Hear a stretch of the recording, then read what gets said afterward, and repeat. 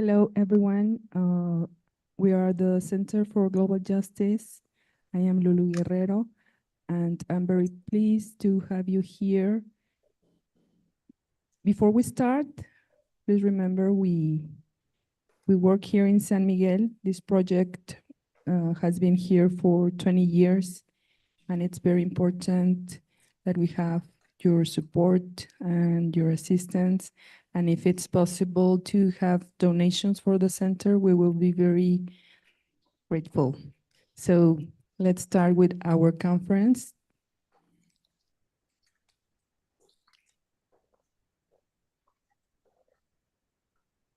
Lena Bartula is an artist, writer, curator, gallerist, storyteller, and transplant from the USA.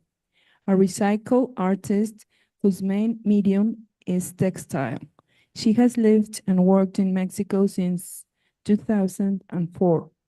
Inspired by the Mesoamerican dress known as a huipil, she stitches and collages imaginary garments and fabric constructions. So Lena will tell us about this beautiful project. First, she will tell us how she thought she could start doing this project, and then she will explain some of the word in each of these pieces and the help she has gotten from different people from Mexico, different places in Mexico and different places in other countries. And after she explains that, we can move to the Q&A session, so you can ask her anything, any questions that you have, and she will be very pleased to answer them. Thank you. Thank you, Lulu, and thank you, Global Justice. I'm really honored to be here. And so how did this project start? That's a good place to start, I think. You know, Palestine had not been on my radar as it is now for many of us, except for maybe 1 year before October of 2023, when I can remember seeing the Israelis on the one side of the bank, and they would be photographing their fiestas and shooting their bombs and across the river. And that's all really I knew was going on. So after, shall we call it I hate to say October 7th, because everybody goes, yeah, but what about October 7th? And that really irritates all of us in this room, I know, because we know it didn't start there. But for those of us whose radar was really shifted on that day, I would say what happened to me was watching the journalists like Bisan and Motaz, the journalists that were on the ground in Palestine, showing on Instagram what they saw, what they were living through. And each one of them, every time, would say, do you even see us? We feel like no one knows this is happening. No one is coming to help us. Are you even looking? And I kept having this vision of eyes. And so one day I just sat down with my journal and I started drawing. And first I do dresses. I drew a picture of a dress because as a textile artist, I always go to how do I mend the world with the work that I know? And that doesn't take me out into the streets, and it doesn't take me into the offices of the mayor or anything like that. It takes me into my studio. So I'm thinking I could make a dress, but then I don't really make dresses. What I make is huipiles, which, as probably everyone knows, this that I'm wearing is a huipil. And I don't make them to wear, I make them as art pieces. So I thought, okay, what if I did eyes on a huipil? And that's kind of where it started. And I pulled out all the fabrics that I had, and I started thinking, well, I'll start with this one size and see if I even know what I'm doing, see if it works. And I did 2 or 3 of those pieces, which I'll just show you how they look. And I started with a 6-inch square. And then I started cutting out eyes. And after I made 3 or 4, I felt like maybe this could be something. Maybe it's something that I could work with. What Lulu is showing you right now came after the fact when I decided to do prayer flags, because prayer flags are a really good indication of how you can either connect with the gods that are going to help you, or the spirits, or let the prayers you say fly into the ethers. And so rather than a Tibetan or a Buddhist flag, I made eye patches, eye squares. And so these are going to be available at our auction as well. But for now, we just started with a square just like that. And after I got a few done, I called a few friends and said, I'm having this vision and I don't know what to do with it. Could you meet me for coffee? And so I told him of the idea. I didn't know where I was going with it. I thought perhaps I could call some friends to stitch with me. I didn't think further than that. But they all loved the idea and they all said, how can we help? And that was like the impetus to just keep stitching. So I went home and I wrote about it. I wrote to some friends about it. And then a woman came to see me who had done a project similar to this, a stitching project to end gun violence in the US. And I said, can you give me some starters, some hints, that could help me figure out how to make something of this besides just in my studio. So she said, she gave me some consultation, and that was really beautiful. And one of the most important things she said, which was really scary at the time, was this project is bigger than you are. Just be prepared for that. Are you prepared for that? And I just went, yeah, I think I am, not knowing where it would go or when, So that's how we started. One of the original women in the group said, I'll write an article. And the other one said, I'll do some writing for you. I'll do some photography for you. And it grew from there. And so the more I talked about it and invited people to the studio, I was also gifted with 2 really big boxes of fabrics a few weeks before I had the vision, and I didn't know what I was supposed to do with them. And I looked under the table in my studio and there were these huge boxes of fabrics, cottons, beautiful things to use for this. And we've been using that ever since.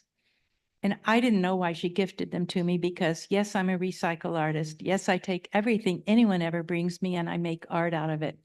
But normally I have textiles that are very ethnic. And I had told her, Cherie, she's a quilter here in town. And I had said, I don't really use quilting fabrics. I'm not really a quilter. And she's like, please take them. I don't have room to store them.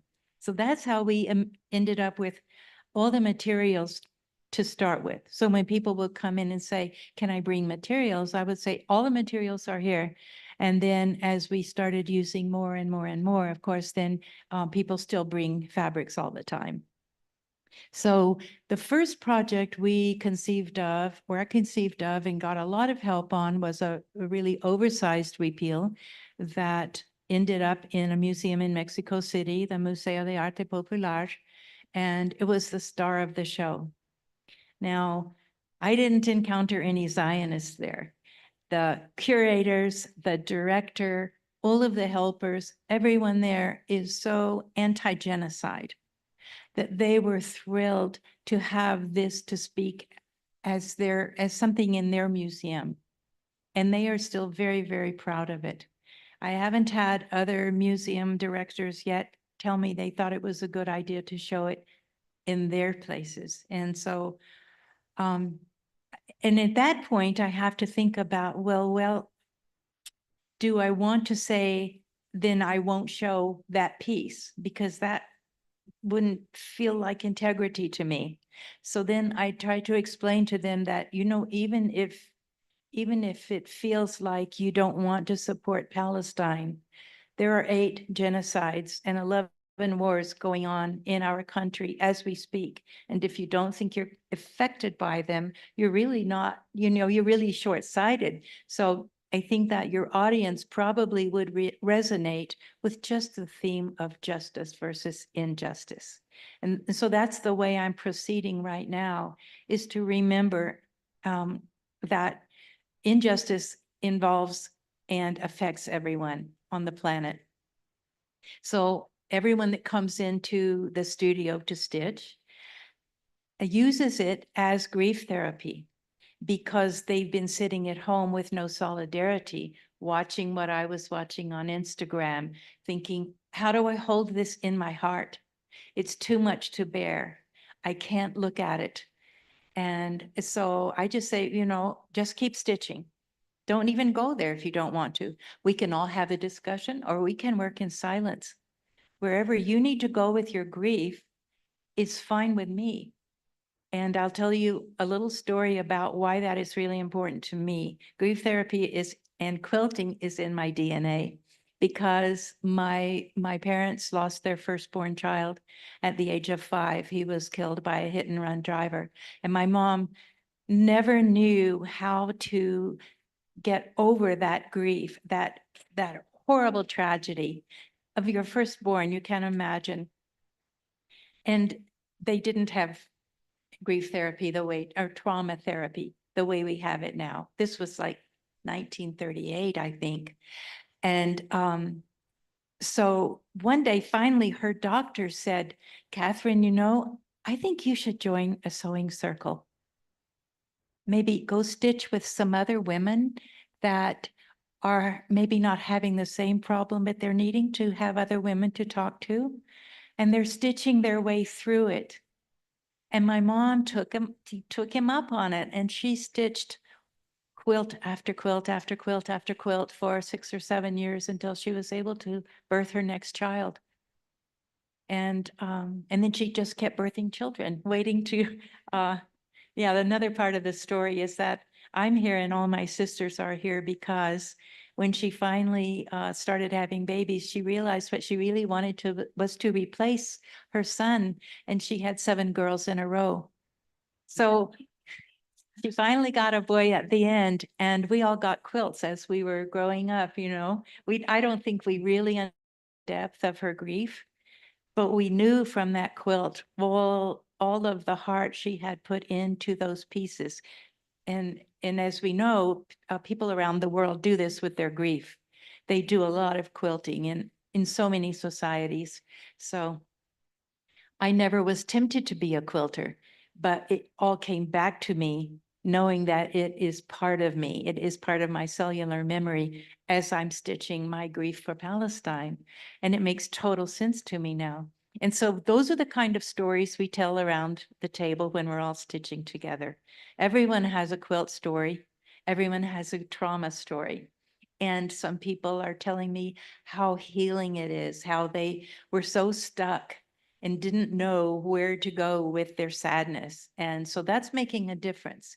Now that's here in San Miguel, but I started posting on Facebook and Instagram and getting people from Seattle, Mexico City, Mazatlan, Oaxaca, Colorado, New York, different places that said, how can we join you? How can we help? And so I have devised this rules and spec sheet of the do's and don'ts, so that when they come back, they're the right size and they're the right fabric, to make it really simple for us to stitch pieces together and have them be sort of cohesive. And that's how all of it's how the first wheat peel came out. So then we thought, we really need to raise some funds. At first, we asked for 100 peso donation per square, and we made like 5 donations to Mautwa and to UNRWA, and then the donations started drying up. So we're like, how are we going to raise funds now? And that's when we decided on the small quilts. So I'm going to hand the mic to Lulu while I hold these quilts up for you, if is that a good idea? So, or can you just sort of see them? Okay. So these quilts and the one that was in the museum are the product of, at this point, somewhere between 125 and 140 people sending their stitches. And so none of them are very cohesive, but they're all beautiful. Some of the pieces are done by women who said, I've never stitched before, but I don't know what else to do, and I really want to join you. And so we have one stitcher in San Miguel here that came and said, can someone show me how to thread a needle? And we were like, wait, what? And someone did. And within 3 days, she was so addicted to this. She was the teacher for everybody else. And so we stitch them together, and it's still all donated fabrics that you're looking at. They're all handmade, hand stitched. And we were gifted with 2 boxes of buttons and lots of laces and, different kinds of what we call adornos, decorations. And really, other than the sizes, there's not a lot of rules to it, except that the eye has to be open, no going back to sleep. And so that's the idea of it. These are called witness quilts, and it's the most we can do right now. If our politicians, our leaders are not going to make a difference, and we can't help them make a difference, we can at least continue to witness. And so the witness quilt, each one will have its own name based on either, well, the one you're looking at now, I know will have the name of I See You. That's the only one that has words on it. It was done by a LA jewelry designer who lives in Lake Chapala. And he was visiting San Miguel and said, I want to be a part of this project. And I just gave him the directions, but then it came back with the letters, and I thought, okay, well, that kind of has its own name. And that does, every time I post on Instagram and Facebook, it's giving people the reminder, do not go back to sleep. It is not time to stop looking at Palestine. It is not time to stop talking about it. And so all of these quilts, plus a few more things, the prayer flags, for example. These, we'll have maybe a dozen sets of prayer flags. We also have, we have a friend named Sutopa who lives part of every year here in San Miguel, but she is originally from Australia and she lives in India most of the year. So this year when she came, she said, I'm really not a stitcher, but I have some jewelry, artware I would like to donate. And so for our auction, she has made these beautiful, she's also a recycle artist, which is where we connect. So she's made some beautiful artware pendants that she will auction and that we will auction. 100% of all of this will go to a Palestinian, either an organization that can get through with medical supplies, medicines, or food. And so each time I donate, in the past, I have to see whose trucks are getting through, and that's where we send our money. With this one, we haven't decided on just one. When we get this auction going, if it's a silent auction, we think what could happen is that with each sheet by each piece, we could have a list of, say, 4 or 5 organizations, and the person who wins gets to select which organization that she or he would want to the money to go to. Or if they don't want one of those, but they have this one that's really dear to their heart, a school or a hospital or something like that, that can be decided at that time too. So what else am I missing? Let me see. Oh, just as a little bit of my background, this is not my first rodeo. I have been working starting with violence against women. Ending violence against women was my go-to heart place for many years, and again, making art in that realm. The most recent one, well, another one further back was probably Ser Mujer. Anyone who has worked and lived in San Miguel probably knows about Ser Mujer. It's women empowering other women in Mexico and standing against violence against women as well. And then the most recent, I've been working with Casa Aba in Celaya. And so immigration and refugee centers are a really important part of what I do as well. And then there's the environment and standing against plastic and so many things. So this is kind of the way I work, a prayer for every stitch in everything that I do. And that has sustained me for sure for the 20 years that I've been textiling, and beyond that when I was a painter for 30 years.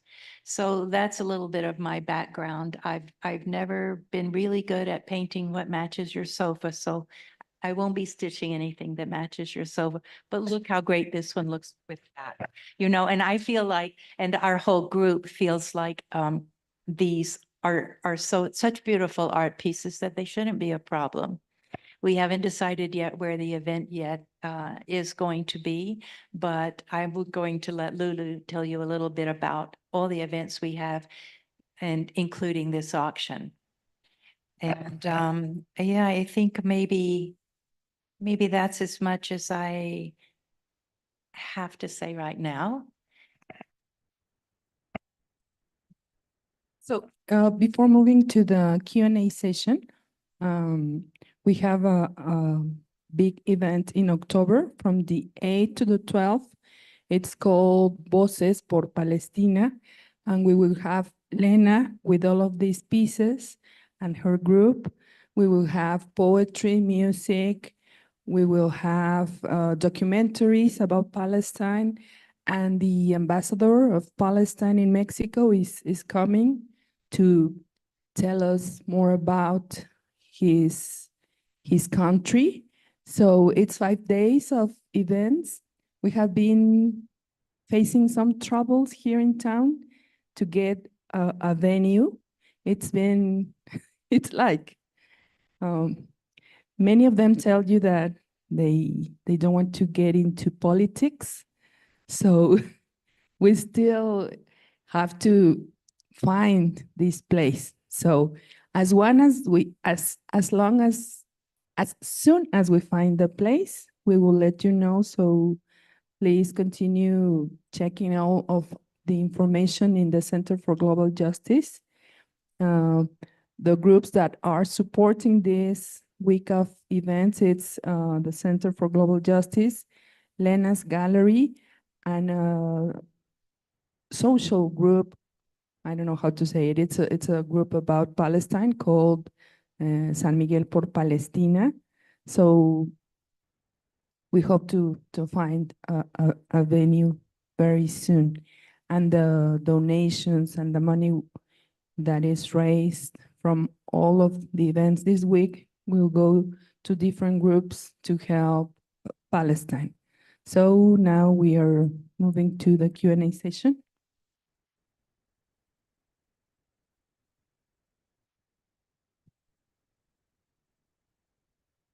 Thank you.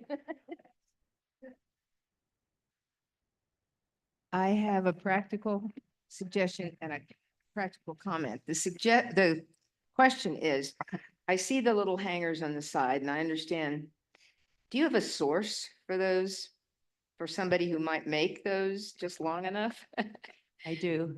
Okay, I'll talk to you about that after. Okay. if you It's want. just a simple piece of rebar that's cleaned off by the herrero that lives in Colonia Guadalupe. Oh, great. And he would be happy to give me or you or anyone else Oh, more isn't that work. nice? So we'll have those hanging, and probably if you buy one that's has a hanger, you get the hanger anyway. So I had But difficulty in the if you past want getting more, hangers for rugs. no problem. We'll get you some. The comment is this: I've been to many silent auctions, and Mhm. maybe you'll tell me this doesn't work this way, where I put in a bid on several very similar things. I only want one, and so I don't know if you can somehow get around at that, or when the person wins the second auction can say, I already bought one earlier. That's just something to think about. Okay. You know what I mean? I've never done an auction either, so Well, somebody will know the I answer. see, two that appeal to me more than the third, and I Mhm. might put my name on both, and yes, I could put it lower, but it's Oh, just something. There'll be definitely These will be separate. They'll all be separate. These will be separate. Right, This that's what will I be mean. If I was Quilt one, interested. quilt two, quilt Yeah. one. Yeah. I don't want two, I just want I one. Okay, get it. Yeah. thank Thank you. you for that. That's important and a good question. Yeah. Anybody else want to have a comment or a question? And I don't know if I mentioned it, that we call this organization Yo Te Veo SMA. So it means I see you, but I had to add the SMA so that we would know where we're located. Yeah. Yeah. So, and Beautiful, by the way. Just thank you so much. Well, they have a lot of heart in them from everyone. This is like direct from heart to hand. Yeah, I've gotten things like this before, but it's on foreign travels, you know, Uh-huh. and in domestic Mhm. industry or in Turkey, for example, everywhere, everything. So I've got a lot of Sure. paintings and stuff, Okay, but well, I love them. It's- thank you. We'll see you at the auction.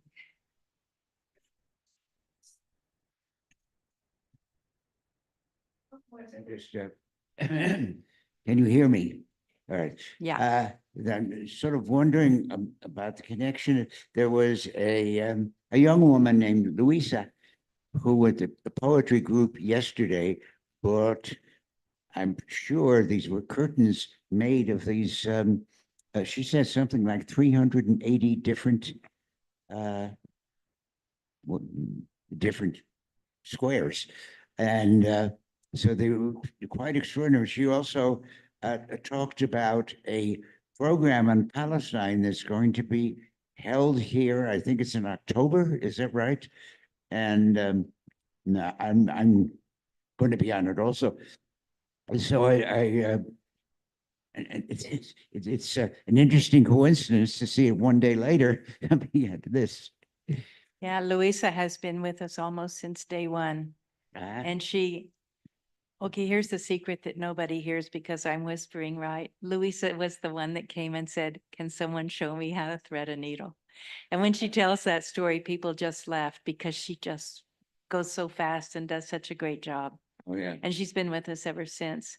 And in fact, in December, she took some of the squares that had not been put together yet back to Ziruin in Michoacan to her family because they wanted to stitch together.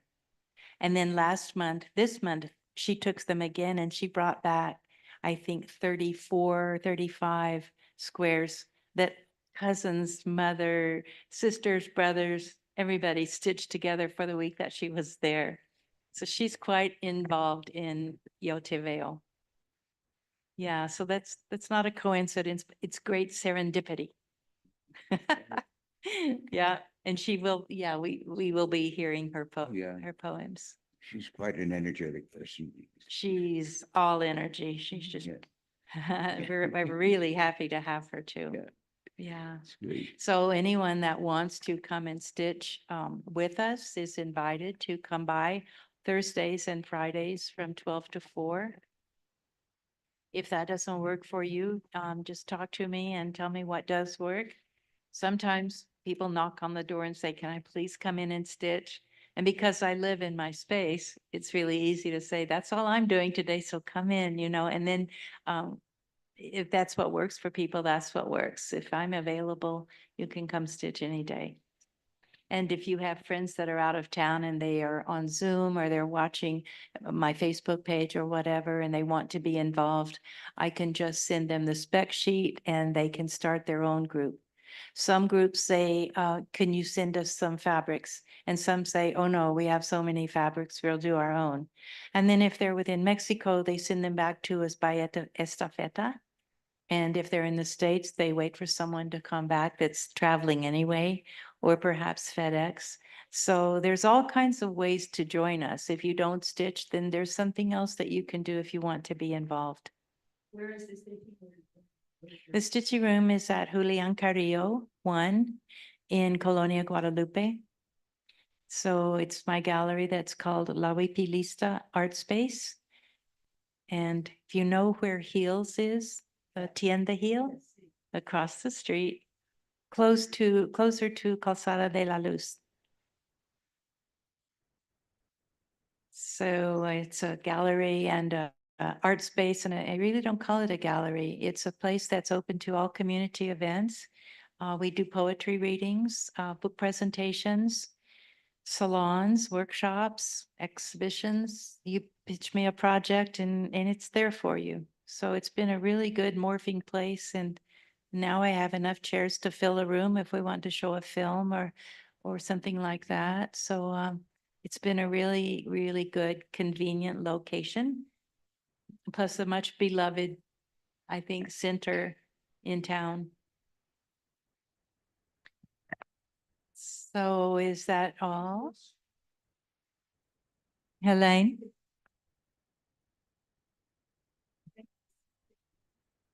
Well, I don't have can you hear me? I don't have exactly a question, but something really moved me. Before this meeting started, there was some talk about not getting a great reception for protesting or anything about Palestine in San Miguel. That was a bit of the flavor.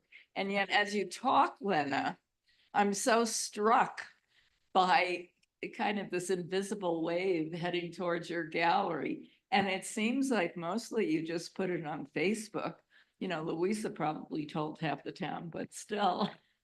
And the juxtaposition of those two things, the kind of antagonism, if I could call it that, and the desire to be part of what you're doing really struck me. So thanks.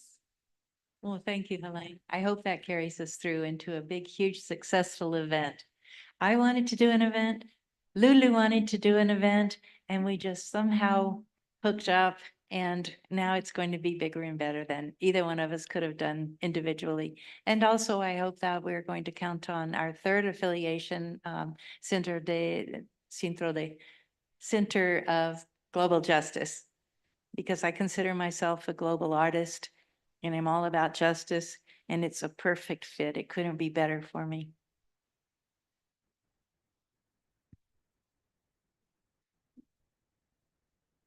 Okay.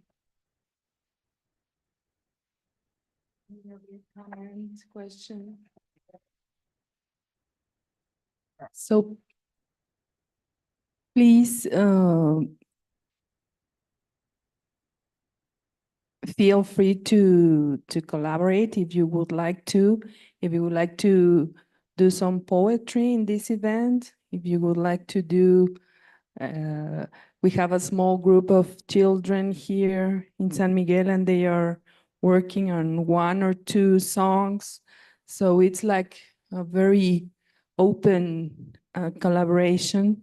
If you have ideas of how do we get a venue, so please feel free to let us know.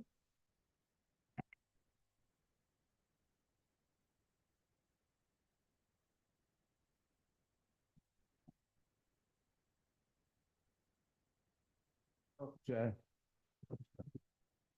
on? Okay. I talked with Louisa yesterday about possibly doing something concerning my work with Israeli Bedouin, who are Palestinians, obviously. So that was one topic, and I'm not sure exactly how I'm going to do it, but I will do it if it's so desired. Thank you. And as Lulu was speaking, I was thinking, we're not all poets, but some of us do really like to read. And so I would offer this poetry reading up to people who fall in love with some Palestinian poems that want to just come in and read their poetry, not their own poetry. That's another way to expand their voices. Because I don't know if you follow them, but there are some really, really dynamic poems coming out of Palestine. And not only recently, but for a very long time. They're very well known around the world globally as poets. So I kind of look forward to that. Maybe I'll even read 1 or 2 because I have a lot of favorites. So I encourage you to read some and see if you feel like sharing it with an audience. Thank you, Lena. Any more questions or comments?